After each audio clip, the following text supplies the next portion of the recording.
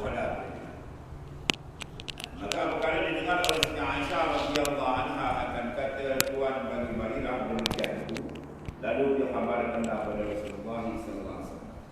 Rasulullah pun memberitahu kepada Siti Aisyah, itulah katanya kepada Nabi sallallahu alaihi wasallam, al-wala liman ataqa as-saman, ya, au liman waliyan na'mah. Maka sabda Rasulullah SAW bagi Siti Aisyah radhiyallahu anha, beli olehmu akan Barirah itu dan merdekakan akan dia. Beli dan merdekakan dia. Bermula wala itu bagi orang yang membayar harganya dan bagi orang yang memerintah nikmat kamu kemerdekaan dia.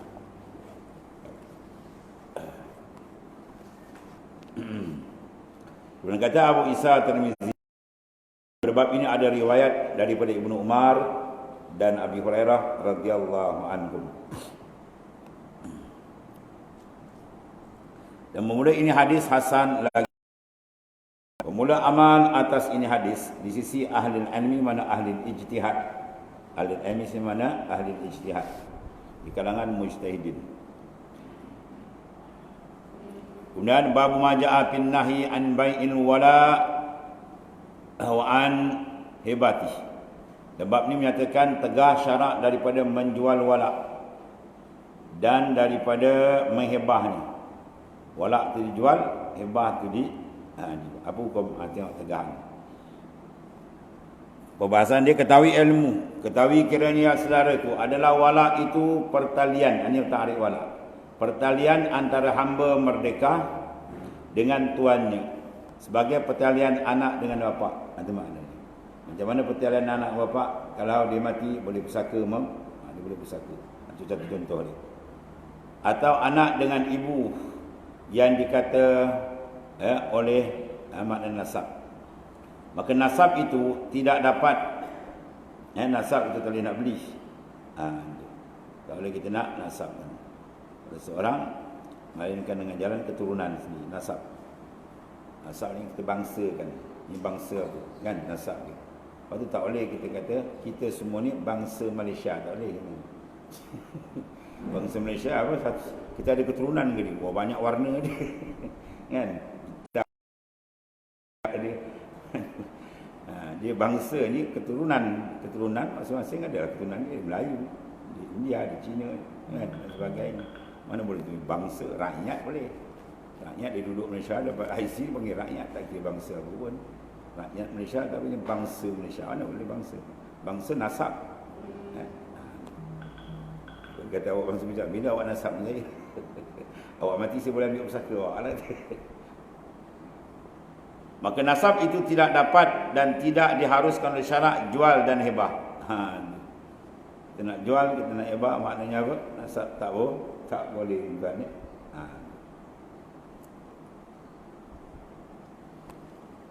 Dan begitu juga wala. Begitu juga wala. Tak boleh. Maka jikalau seorang itu telah memerdekakan abdi, dia ada hamba laki-laki atau jariah, mana hamba perempuan, maka tentulah wala itu ada antara seorang dengan abdi. Ya, tuan dia dengan abdi dia lah. Macam anak dengan bapa. Bila dia punya anak, bin dia lah, tak boleh nak bin lain. Kan? Banyak persangkutan situ kan. Bak wali lah, bak akad nikah, bak nasab, semua kan. Bak pusaka. Ataupun jariah dia yang dimerdekakannya. Sekiranya seorang itu berkata, ya pada Usman, hai Usman, aku hadiah atau aku hebah atau aku jual padamu wala aku dengan abdi ini. Dia kata saya belilah wala, tak sah. Atau jariahku ni, nah saya tidak sah hukum dia. Ya.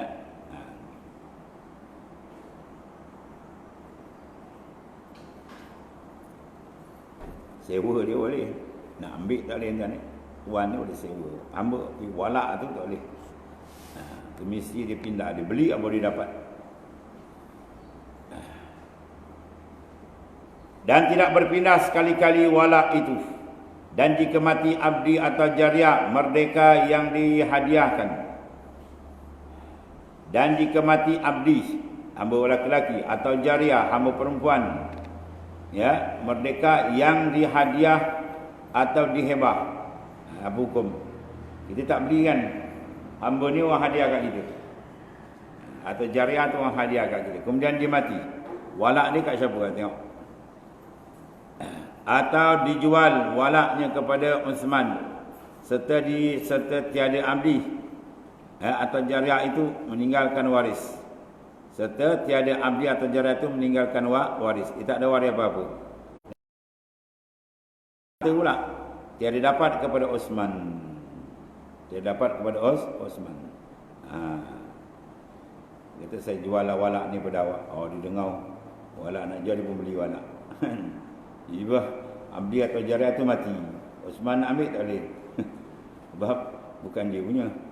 Ya, hamba tu masih ada kat orang tu lagi. Orang tu punya. Bahkan dapat kepada orang yang menghibahkan dan orang yang memerdekakan dia tadi. Ya. Kerana hibah dan hadiah dan jual walak itu tidak sah. Saya hibahkanlah walak, saya hadiahkanlah walak dia. Ya, atau saya jual, saya beli, tak. Tiada berpindah-pindah. Melainkan dengan tuan sekali pergi. Jualkan bagi hamba tu apa boleh. Bermula dalil yang menunjukkan atas demikian itu ialah sebagai hadis yang dikeluarkan oleh Abu Isa Tirmizi dengan katanya, An Abdullah ibni Umar anna Rasulullah sallallahu alaihi wasallam naha an bai'in wala wa an hibati. Ini terang hadis. Hasan lagi sahih. Diriwayatkan dari seorang sahabat bagi Rasulullah sallallahu alaihi wasallam, namanya Abdullah bin Umar radhiyallahu anhuma. Abdullah kemudian Umar, dua orang, anhuma. Kalau gamai anhum, seorang anhu. Bahwasanya Rasulullah SAW telah menegah, ya, naha. Kan? Ini apa panggil nehi. Dia ke Arab sikit, macam Melayu juga kan, maut. Maut tu bahasa Arab. Dia di bahasa Melayu. Dan telah menegah ia daripada jual walak dan daripada hebahnya. Ya, walak tak boleh. Nak jual dengan hamba tu sendiri. Dengan sendiri dia pergi dua sekali. Dengan hamba dengan walak sekali. Dan kata Abu Isa Tirmizi pun ini hadis hasan lagi sahih. Masalah jual walak dan hebahnya, hebah walak itu hukum haram. Sebab jadi haram? Sebab dia telah ditegah. Kata Imam An-Nawawi rahimallahu ta'ala dalam syarah Muslim pada hadis dalam masalah tiga menunjukkan haram jual walak dan hebahnya. Dan tiada sah. Dalam fiqh kita dua lapis dan ada kala haram tapi sah. Sebab dia kata sini haram lagi tidak sah. Nanti dia kata dah haram tak sah dah. Tak. Ya, ada haram tapi sah. Macam dia berniaga pada hari Jumaat. Dia adalah merupakan mustautin, ahli Jumaat, rumah sebelah masjid. Kan, orang bang semayang dia tak punya, dia niaga tebu. Sepanjang-panjang semayang dia tak balik ke rumah, dia niaga, semayang tak pergi. Apa hukum perniagaan tu haram hukum dia? Sah tak? Sah. Dia lain tajuk. Ya. Dia amrun kharijun ghairul lazim dia. Mana benda yang tak berkait. Bab jual beli bab lain, bab semayang bab lain. Perbuatan dia tu haram. Tapi diri jual beli tu sah, akad jual beli sah. Masa berkat, berkat bab lain pula, tak ada berkat, dia langgar perintah Tuhan. Itu mana? Ya. Sebab dia kait dua ni. Tak sah satu, haram satu, tak sah satu. Ada haram satu, tak sah. Dia puasa hari raya pertama. Itu dua kali. Haram satu, tak sah terus. Ya. Hari raya pertama Aidil Fitri atau hari raya pertama Aidil Adha itu Allah Ta'ala jamu. Berpaling dari perjamuan Allah Ta'ala haram macam ni. Tidak sah. Penat lagi, haram lagi, tak sah lagi. Bodoh tu.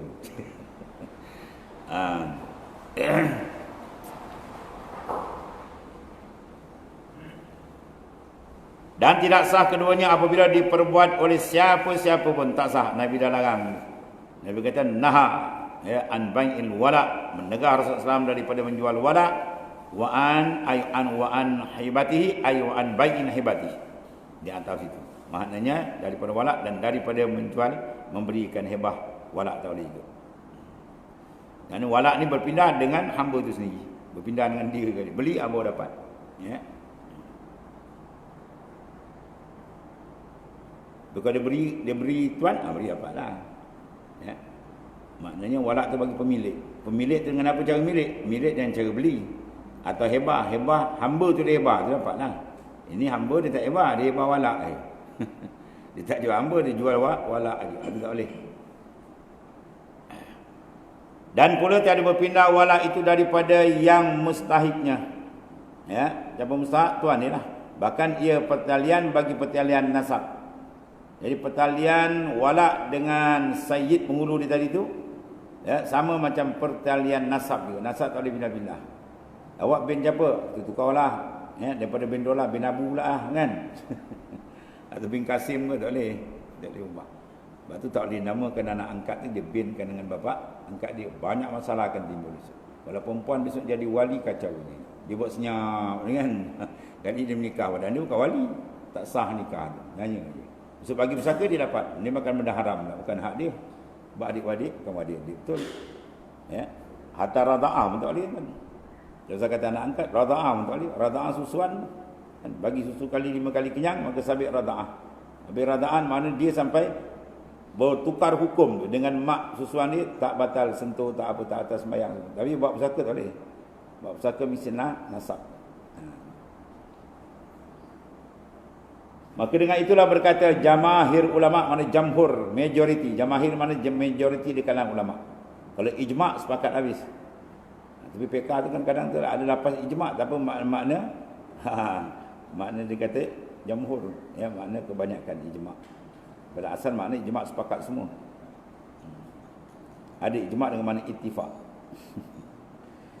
Tunggu saya tu ada dua orang yang datang tanya, ni tu dalam kitab ni kan, itulah ijma' ulama. Dijawab senang aja. Ijma' mana ittifaq itu. Kita dengar mudah je jawab. Ya, mudah je jawab. Ya. Dia kata ni dalam kitab ni tunggu ni ijma' ulama. Wa ajma'ul ulama. Tak, ijma' bermakna ittifaq. Senang dia jawab. Oh, kalau kita pening aja. Oh, alim Pak mazhab yang dia tu guru akhir kita lagi dengan Tuan Haji Najmuddin. Dia mengajar lama 27 tahun dengan Jamu Mekah. Gerakan polo petani ni. Tak boleh masuk petani senapang atas kepala. Itu kerajaan Malaysia ambil perlindungan dia, beri perlindungan. Maka dengan inilah berkata jamahir ulama daripada salaf dan khalaf. Salaf 300 tahun selepas wafat Rasulullah SAW. Khalaf selepas 3 tahun lepas tu. Setengah kata 5 tahun jarak. Jarak tu ada khilaf antara itulah 500, ada kata 300. Selepas 300 atau 500 tahun ba'da wafatin Nabi SAW itu dipanggil salaf. Lepas dia pula 3 atau 5 tahun dipanggil khalaf. Lepas tu pula 3 atau 5 tahun dipanggil mutaakhirin. Kita semua ni mutaakhirin, konjok-jogok ni. Buat penghujung tuan ni. Sahabat tak ada tabi'in, tak ada tabi'in boleh tak ada kat kita. Allah macam anak perantauan. Dah tak ada orang rapat ni. Cuma ada peninggalan kita yang besar, Quran dan Sunnah, itu sajalah. Pegang selamat, tak pegang hanyut. Bahkan ia pertalian sebagai pertalian nasab. Apa makna sebagai itu? Makna dia tak boleh nak dipindah-pindahkan. Maka dengan inilah berkata jamahir ulama daripada salaf dan khalaf, dan telah diharuskan oleh setengah daripada mereka berpindah walak pun ada ni fiqh macam ni. Maka mudah-mudahan mereka tiada sampai dan tiada dapat kepada mereka hadis ini. Ya. Ulama yang mengatakan boleh pindah walak, boleh beli, boleh bagi. Ini kata ulama, mudah-mudahan mana mungkin mereka ni tak sampai hadis ni tadi. Ya, hadis yang katakan apa? Naha Rasulullah SAW an bai'il wala wa an hibati, mungkin dia tak sampai hadis tadi. Dia ihtimal gitu. Sebab hadis terang, hasan, sahih lagi kuat. Ya. Hasan min tarik satu jalan. Sahih min tarikin akhar, perjalanan yang lain, dua jalan ada.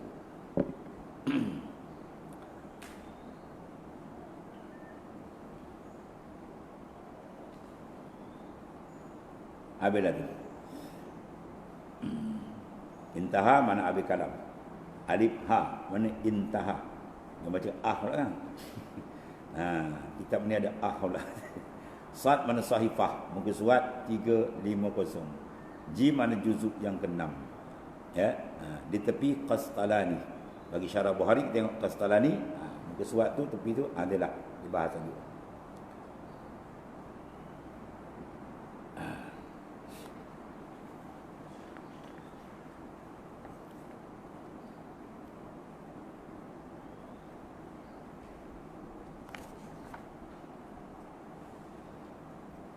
Kemudian babu majaa man tawalla ghairi mawalihi aw idda'a ila ghairi abi.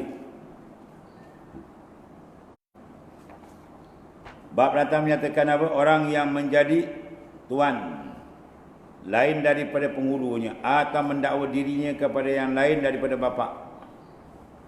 Kau ni tak kenal dia, aku ni kan bapa kau dah. Jaga macam hal hukumnya dia banyak. Tetapi kira saudaraku, orang yang bukan bapa sebenar itu tidak boleh diaku bapa sebenar. Dia ada bapa tak sebenar. Maknanya bapa yang hakiki. Ya. Bapa lain ada juga. Ni bapa saya. Bapa rohani. Bapa apa? Bapa tarbiyah. Itu bapa lain. Ini bapa sini mana bapa nasab dia betul. Keturunan dia. Keturunan darah dia. Ketahui kiranya saudaraku, orang yang bukan bapa sebenar itu tidaklah boleh, mana haram dia mengaku, tak boleh diakukan bapa sebenarnya. Ya. Biasanya anak angkat jadi kan. Sayang anak angkat dia manja betul baik dengan dia kan. Dia kata bapa lain kang, jaga budak ni kecil hati. Dah situ dia teruja. Ya. Akhirnya dia bubuh nama dia. Jadi banyak masalah di belakang. Begitu juga haram ke atas abdi atau jariah mengaku tuannya akan orang yang bukan tuannya. Tak apa ada masalah kan? Orang bukan tuan dia kata, ni tuan saya, ni Said penghulu saya, bukan penghulu dia. Mana hukum ni? Dalil dia menunjukkan atas demikian ialah sebagai hadis yang dikeluarkan oleh Abu Isa At-Tirmizi dengan katanya Anil Haris ibnu Suaid qala khatabana Aliyun faqala man za'ama anna indana syai'an taqra'uhu illa kitab Allah wa hadhihi sahifatan fiha asnanul ibil wa asya'i minal jirahat faqad kazab. Qal wa fiha qala Rasulullah sallallahu alaihi wasallam al-Madinatu haramun ma baina airin ila thawrin faman ahdasa fiha hadasan aw awa muhdisan fa alaihi laknatullahi wal malaikati wan nasi ajmain la yuqbalu minhu yaumal qiyamah sarfun wala adlun wa man idda'a ila ghairi abihi aw tawalla ghaira mawalihi fa alaihi laknatullahi wal malaikati wan nasi ajmain la yuqbalu minhu sarfun wala adl wa zimmatul muslimin wahidah yas'a biha adnahum hasan sahih. Diriwayatkan daripada Al-Haris Ibnu Suaid katanya telah berkhutbah di hadapannya kami oleh Amirul Mukminin baginda Ali karramallahu wajhah. Maka berkata ia dalam khutbahnya, siapa mengatakan bahawasanya ada di sisi kami suatu yang kami baca akan dia lain daripada Al-Quran, dan ini sahifah, iaitu sahifah yang menyebutkan dalamnya Umar segala unta zakat dan segala perkara hukum luka dengan sebab berkelahi, berpukul, bergodam. Menggodam. Tak tergodam, bergodam. Maka sungguhnya bohong ia, kerana tidak ada Rasulullah SAW tentukan bagiku apa sesuatu lain daripada barang yang tentukan sekalian muslimin dalam Al-Quran dan dalam hukum-hukum syar'i. Maknanya jangan direka-reka hukum lain. Kemudian nak bangsa pula kononnya Sayyidina Umar kata tadi, Sayyidina Umar tak namanya menyalahi hukum Allah Ta'ala. Ya. Sayyidina Umar pernah ditegur sikit je. Ya. Satu ketika zaman khilafah dia bertemu dengan apa? Salman Al-Farisi, Sayyidina Salman Al-Farisi. Ya Salman, cuba engkau tengok dalam pemerintahanku adakah yang tidak betul tak adil? Dia kata wallahi tidak ada wahai amirul mukminin, semuanya berjalan dengan baik. adil mengikut kitab dan sunnah. Cuma satu je. Satu aja ada orang bunyi, iaitu satu ketiga aku jumpa kedengaran engkau makan 2 lauk. Makan 2 lauk dah kena komen. Ini bukan lauk kuah. Dia open table ribu aku. Sebat dia sesat. 2 lauk dah kena komen. Ya. Bukan dia lauk. Sodok. Bukan pakai pongkir sodok, berdosa dia sodok. Lingkup. 2 lauk dah kena komen dah ni. Jadi perjalanan kepimpinan ni tak menyalahi Quran dan sunnah, teman. Ya. Allah tu kan tengok dulu zuhudnya orang dulu tentang ni baik-baik.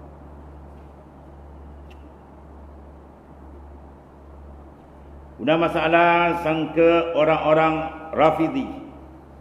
Ya, ni bukan Rafidi tu. Rafidi ni Syiah tadi. Rafidi ataupun Rafidah. Syiah. Dia orang tak sebut Rafidi, kata ni siapa Rafidi mana? Ni Syiah. Ya. Rafidah ataupun Rawafid, orang gelarkan dia tu. Ya. Itu apa Syiah. Dan juga orang-orang Syiah setengah daripada Rafidi Syiah lah, masuk nama. Ini dia dipanggil apa?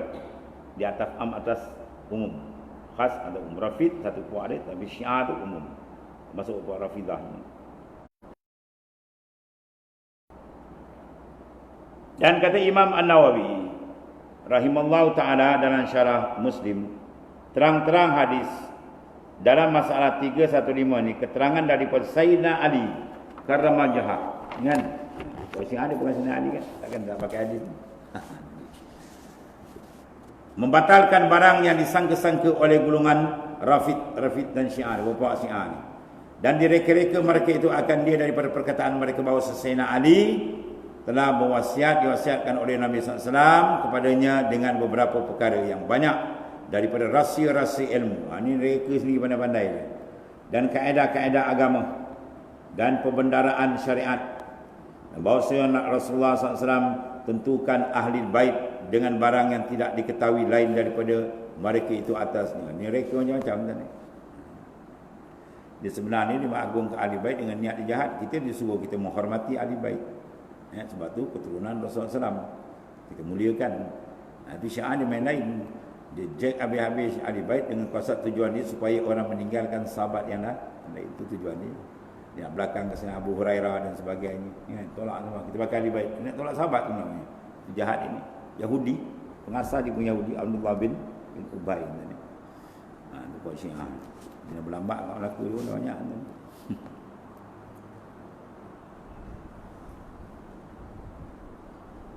Dia kata Rasulullah ada buat penentuan khas, yang lain semua tak tahu, rahsia. Dia macam-macam dia reka. Dan sekalian dakwah itu batal, ya, itu semua reka-rekaan saja, yang tiada, yang tidak baik, yang tiada asal, tidak ada nas mana bagi dia. Dan memadai daripada batal perkataan dan dakwah mereka itu oleh perkataan Sayyidina Ali adalah hadis ini, ya.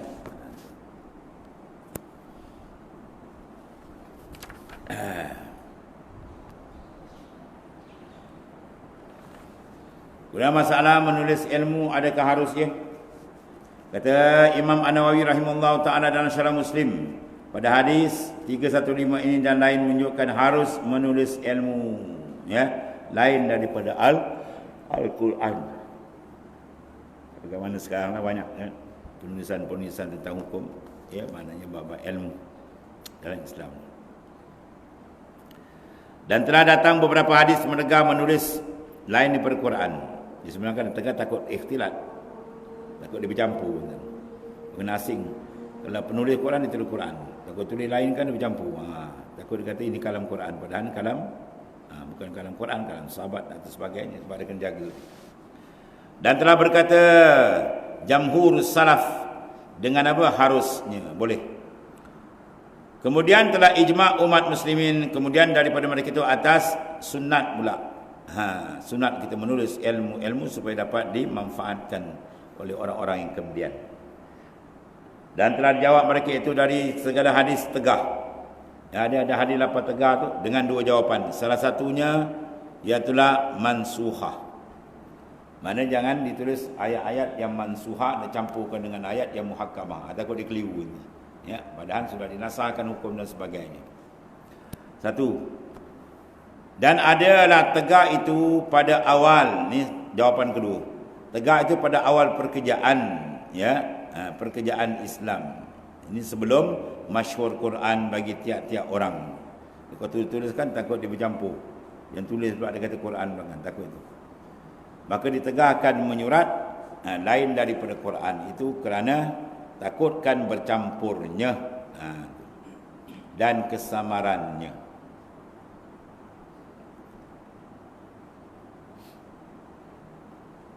Bapak hadis-hadis kita tengok larangan tu, tengok masa bila Nabi bercakap, pada siapa Nabi bercakap, apa maksud keadaannya, semua nak ambil kira kan. Ini yang ulama punya kerja kan, senang kan, nak memahami hadis. Kalau kena hadis maknanya gharibu, mana adablah kalau kamu, mana kiblat kamu ke arah matahari naik. Kita pakai sini berat je. Bab ketiga, kedudukan Nabi suruh menghadap ke timur tu, tempat itu ialah arah kiblat bagi mereka di sana. Di sudut geografi dia kat sana, kita bawa ke Malaysia ni habis terbalik, kita menghadap ke timur belakang. Itu maknanya hadis kena tengok keadaan hadis, ya, perbincangan hadis tu, masa dia, keadaan dia.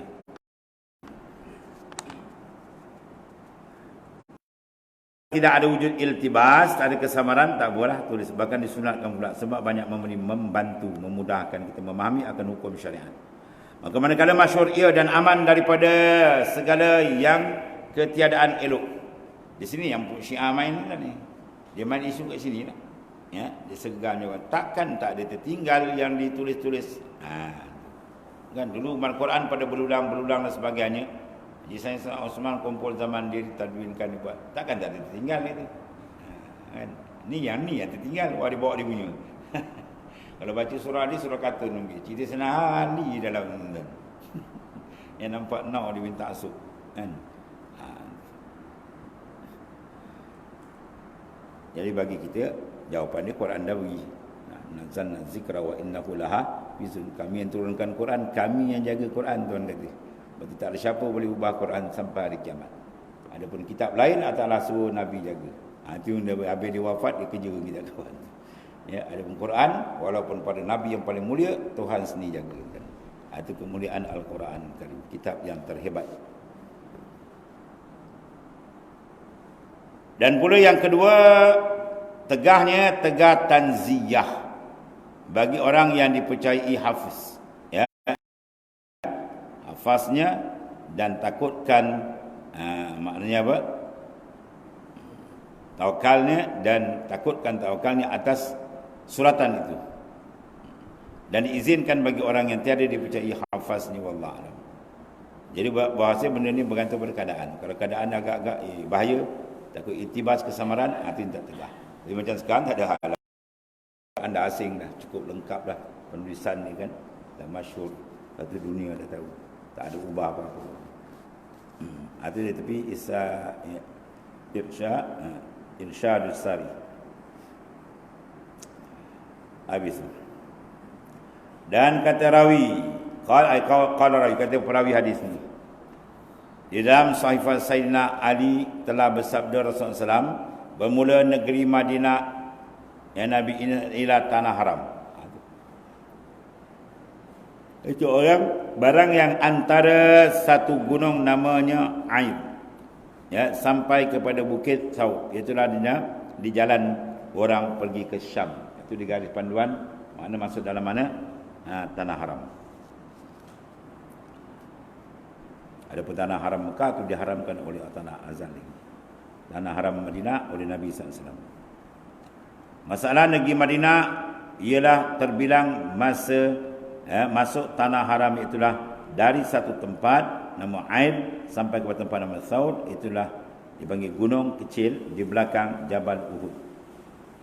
Maka makna haram itu yakni haram mencarikan kehormatan dia, tidak boleh dipotong kayu-kayu, tidak boleh berburu binatang liar dalamnya, sebagaimana datang riwayat di dalam Sahih Muslim. Maka pada yang demikian itu haram pemburuan negeri dan kayu dan sebagainya dalam haram Mekah juga, ya. Tetapi tiada zaman pada demikian itu, cuma beza tak ada ganti. Kalau di Mekah ada ganti barang seimbang dengan dia, ya.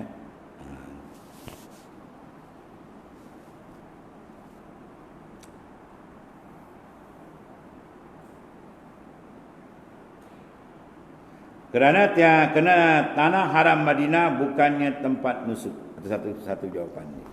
Ia bukan tempat ibadat haji. Tanah haram Madinah dia tidak berkait dengan urusan ibadat haji. Adapun tanah haram Mekah dia berkait dengan urusan ibadat haji. Di mana nusuk ibadat haji. Bersalahan tanah Mekah. Tanah haram Mekah maka dia tempat mengerjakan haji dan umrah. Itu satu jawapan. Dan kata Imam Abu Hanifah dan Muhammad dan Abu Yusuf Muhammad Ali Asy-Syaibani, tiada bagi Madinah itu haram semacam Mekah, maka tiada ditegah seorang menangkap pemburuan dan memotong kayu-kayunya. Ini ijtihad dia orang pula. Jadi masalah Madinah ni ada khilaf, ya.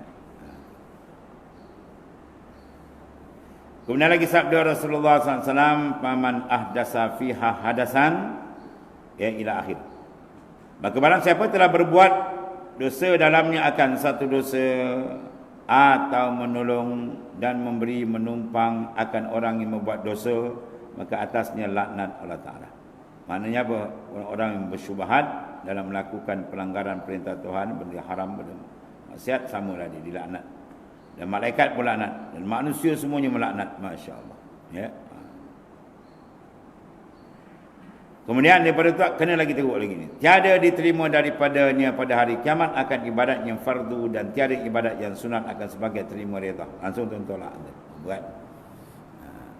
Di tempat hebat, kalau buat silap pun hebat, kan? Tempat buat ibadat berganda-ganda. Kalau buat maksiat macam tu juga, kan? Ya, tempat hebat. Kita kena jaga lebih lah. Macam panjat pokok lah, kan? Panjat pokok 5 kaki jatuh. Itu boleh urut. Kalau 50 kaki takut kepala ke bawah tu. Takut wassalam tu. Maknanya bila tempat tu hebat, dia punya apa? Sebaliknya pun hebat juga. Kena jaga betul.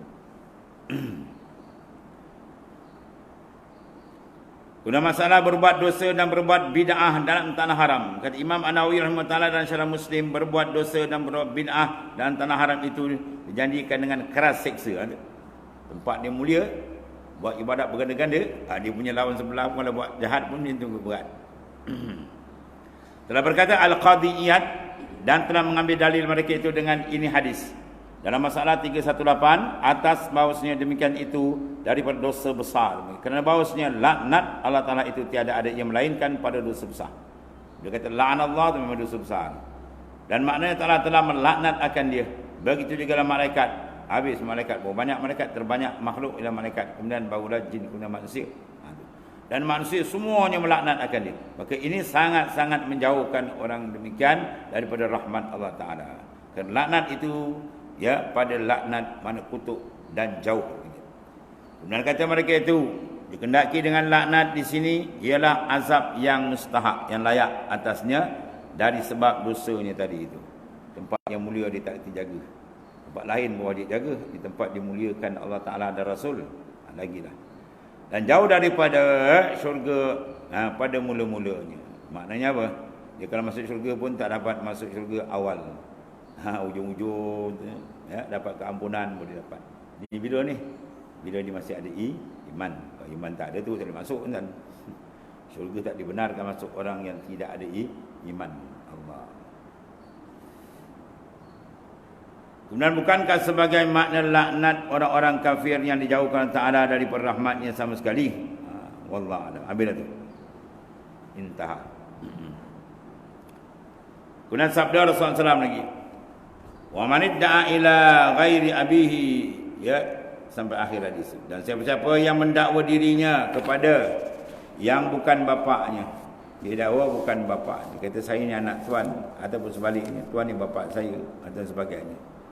Atau mengatakan penghulunya yang bukan penghulu. Dia mengaku bukan Sayyid, dia mengaku dia penghulu dia. Maka atasnya laknat atas. Sebab aku bohong.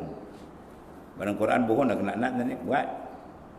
Al-Quran tu buat apa? La'anallahu alal kazibin. Laknat Allah atas orang yang berdusta.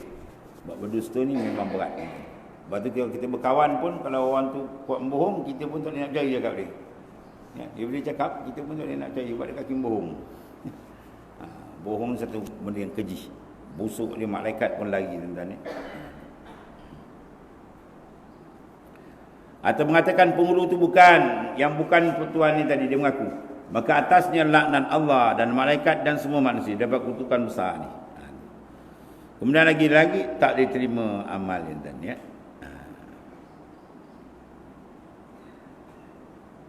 Kemudian masalah membangsakan diri kepada yang bukan bapa atau kepada bukan penghulu dia. Kata Imam Nawawi rahimahullah dalam Syarah Muslim pada sepotong hadis dalam masalah 319 terang menunjukkan keras haram mengatakan dan mengaku, ya, aku anak si anu, ya, tak boleh. Dia kata aku ni anak si fulan, padahal bukan bapa dia, padahal bukannya itu bapanya, sengaja dia. Atau berkata dengan mengakukan dirinya abdi atau jariah bagi si anu si fulan, padahal bukan ia tuan yang sebenar. Kerana padanya itu kufurkan nikmat. Ya, apa kufur nikmat? Kita tak gunakan nikmat itu dengan sebenar. Lidah nikmat dia punykan, buat ibadat, banyak zikrullah, baca Quran, cakap yang baik, nasihat orang, ya. Tiba-tiba dia gunakan tempat lain, bohong. Itu makna kufur nikmat. Bukan kufur i'tikad ni. Kufur i'tikad ni batal iman. Dan mensia-siakan, ya, segala hak pusaka dan wala, dan dia ambil. Kalau dia bohong gini, kalau sambil kepada dia bohong, ambil pusaka dah bagi tak kena, sebab dia tak layak terima, dia terima, dan begitulah seterusnya. Demikian itu serta ada padanya memutuskan rahim dan derhaka pula. Silap pada bergaduh orang, dia kata mana dia nak pusaka. Orang lain dah tahu ni bukan anak, asal dia ambil pusaka ni. Adik-adik pun bergaduh ni pula. Macam-macam boleh jadi. Dan sabda Rasulullah SAW lagi, dan keamanan, ya, wa zimmatul muslimin, mana keamanan orang-orang Islam, zimmah itu meratai dengan dia akan orang-orang yang sekurang martabat mereka itu, yang kalau satu orang Islam memberi satu janji kepada satu orang kafir atas keamanan, ya, seperti katanya satu orang Islam kepada seorang kafir harbi, marilah datang ke negeri aku mengaku tiada orang-orang Islam membuat apa-apa tu. Mana dia nak lindungi kawan tu, tidak dipukulnya, tidak dibunuhnya jika diperbuat apa yang oleh orang Islam ke atasmu, maka itulah kesalahan atasku. Dia jamin tu. Itu maknanya apa tu? Zimmah bagi Islam dia. Apakah telah diperbuat oleh satu orang Islam yang hina-dina sekalipun, demikian itu saya meratai hukum aman atas semua orang Islam, sama ada atas orang-orang besar-besar atau orang yang megah-megah, dan tiadalah boleh siapa-siapa orang Islam buat apa-apa atas kafir yang diberi mana aman dalam masa diberi aman telah. Dia panggil kafir apa? Panggil kafir musta'man. Biasanya kalau masuk dia pakai apa? Pasport apa semua ni kan. Jadi kita dah kawal dia, dia pun kita tahu berada dalam negara kita, beberapa masa yang telah tetapkan, semua tu. Mungkin dia dalam Islam dah ada benda ni kan. Ya? Nak jaga, jangan dibuat hal. Tapi kita kena ada orang jamin. Tidak, tak boleh. Bahkan wajib sama-sama pelihara, jaga dan daripada apa-apa yang merosakkan kerana masuknya dalam negeri Islam itu, ya. Dan kata Abu Isa Tirmizi pun, ini hadis hasan lagi sahih. Kemudian masalah kafir zimmi dan kafir yang diberi aman oleh orang Islam seperti terangkan dalam hadis ni. Kata Imam Nawawi dan Syarah Muslim dikenaki dengan zimmah dalam hadis ini, ialah aman, ya. Bermula maknanya orang yang aman, orang-orang Islam bagi orang kafir itu sah. Kita memperamankan dia, makna apa? Beri kawalan di dalam negara, jaminan selamat, dia tak ada diganggu. Maka bila telah diberikan aman oleh orang Islam daripada orang Islam, dan saya haram atas orang yang lain itu membuat angkara dan mengusik dan buat apa-apa yang memberi mudarat atas orang kafir musta'man, kafir diberi aman, selama dalam aman, ya, dalam tempoh masa yang diberikan jaminan satu orang Islam tadi. Dan bagi aman itu beberapa syarat, ya, yang banyak sana ada lagi lah. Kita tengok dalam kitab dalam Sahifah Surat dalam kitab apa tu, Syarah Muslim, ya, atas Syarah Muslim Sahifah surat 79 juzuk 6 di tepi itu. Dan satu lagi masalah orang kafir, adakah sah orang-orang perempuan dan abdi memberi aman dia? Abdi saja beri aman ke dia ataupun perempuan dia? Kata Imam An-Nawawi, sabda Rasulullah SAW, iaitu apa? Yas'a biha, yas'a biha adnahum. Yang tersebut dalam masalah tadi, ayat 320 itu. Yas'a biha adnahum. Ada padanya tadi menunjukkan bahawa mazhab Imam Syafi'i dan yang muafakat dengan dia bahawasanya aman orang perempuan. Ya, aman orang perempuan dan abdi itu sah. Mandi memberikan keamanan. Ada orang perempuan mungkin ada orang kafir tadi, dia beri keamanan, dia jamin gini-gini, maka sah. Kerana kedua-dua itu adalah terbilang dari orang yang sekurang martabat laki-laki yang merdeka. Ya, jadi maknanya dibenarkan oleh Islam tadi memberikan musta'man, memberikan keamanan bagi dia. Habis. Kemudian bab maja'a bir rajul ya yantafi min waladihi. Wallahu a'lam. Sadaqa Rasulullah.